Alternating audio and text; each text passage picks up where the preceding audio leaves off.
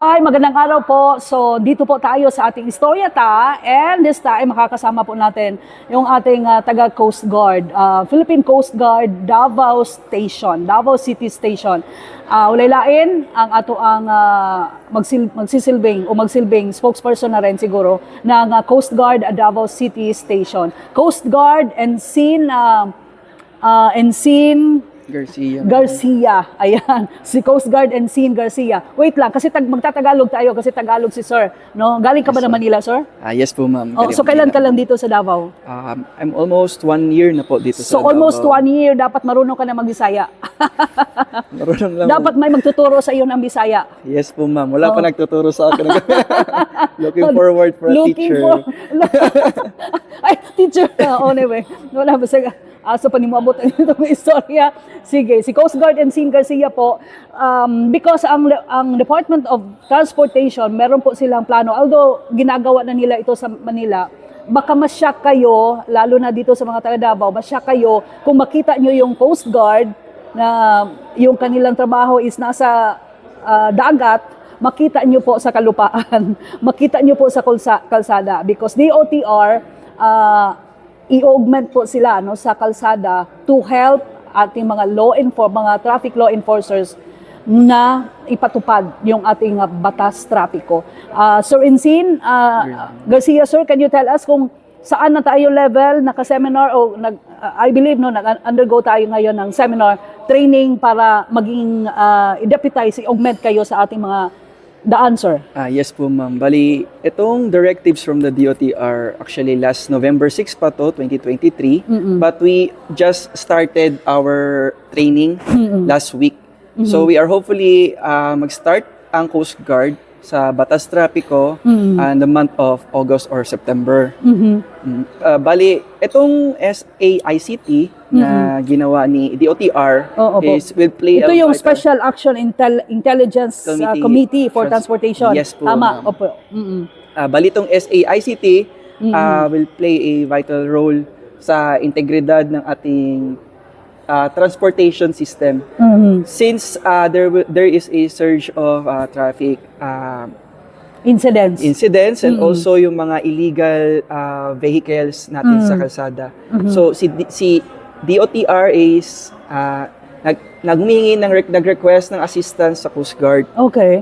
In collaboration with the LTO to enforce these traffic codes o yung mga rules sa ating batas traffic at sa mga kalsada. Oo. Sir, kasali ba, so, no, para lang malaman ng ating publiko, kasali ba ang Coast Guard sa panguhuli?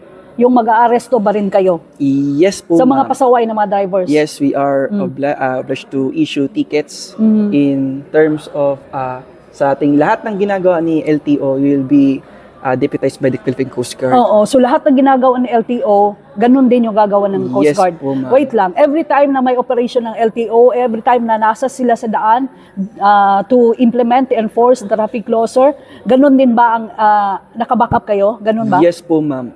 But as we all know, bago pa nga lang, kaya unti pa lang yung mga personnel na natin training, baka in many years, baka doon lang natin malalaman na it's a normal to have a Philippine Coast Guard sa kalsada. So ngayon, konti-konti lang, isa dito, isa doon, wala tayo. Di pa mararamdaman yan sa ngayon. Oo. So naka-uniform pa rin kayo, sir, kung nasa daan kayo? Yes po, ma'am. Oo, baka huwag kayong mataka ha, kay baka akala nyo ang Coast Guard pang dagat lang, no? Pangkalupaan din sila. Yan yung gusto ko sanang liwanagin, Pang-land din ma'am. sila. Oo. Kasi ang uniform personnel is mayroong priority for the public safety and security ng mga tao. So, it doesn't mean na iba yung uniform namin, na hindi na kayo gagawa ng responsibility nyo sa traffic, sa batas trapiko.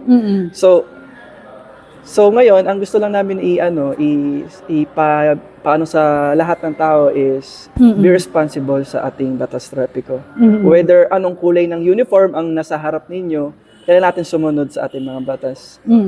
Okay, so ngayon no, undergoing po sila ng intensive seminar para i-equip po sila, no? I-equip po sila sa batas trapiko yung mga personnel ng Coast Guard, lalo na din sa Davao City, dito sa Davao City, para sa kanilang skills and knowledge na kailangan para sa kanilang deputization, augmentation no, sa daan, kasama nila yung Land Transportation Office, no? LTO po. So kasama na po, huwag kayong magtaka ha, basig matingala mo nga, naana sila sa dalan, hoy, basig ingnon ninyo, ano na naman mo diri, nga dagat naman mo. Kabahin ni sa ilahang trabaho sa Department of Transportation na pwede sila na mo i-augment no sa ato ang to implement or to enforce no mga traffic laws dinhi sa Davao City, specifically nga dako or taas ang cases sa traffic, mga disgrasya nga nahitabo. So naa ang Coast Guard para i-augment sa DOTR nga motabang sa LTO o uban pa mga ahensya sa gobyerno nga nagpatuman no sa kini nga batas trapiko. So ang Coast Guard. Sir Ensign, salamat sir. Kasali ka ba sir mga huli din? Hindi po ma'am. Kaya ako yung naka-in-charge sa tubig naman ako na-in-charge. Kaya. Okay. So may tubig, Yes. may sa ano din, kalsada, sa mga roads. Anyway, let's find out sa future. Baka magustuhan ko rin. But yeah. Malaman na lang natin sa mga pagating na taon. So expected July sir, tama, July or August na nasa August or September. August or September. Yes. The moment na matapos na yung intensive na seminar ninyo, training. Okay, so maraming salamat. Yan po yung ating istoryata. Kasama natin si Ensign Garcia ng Philippine Coast Guard Davao Station. Dito po yan sa istoryata. Bye! Thanks for watching. Thank you.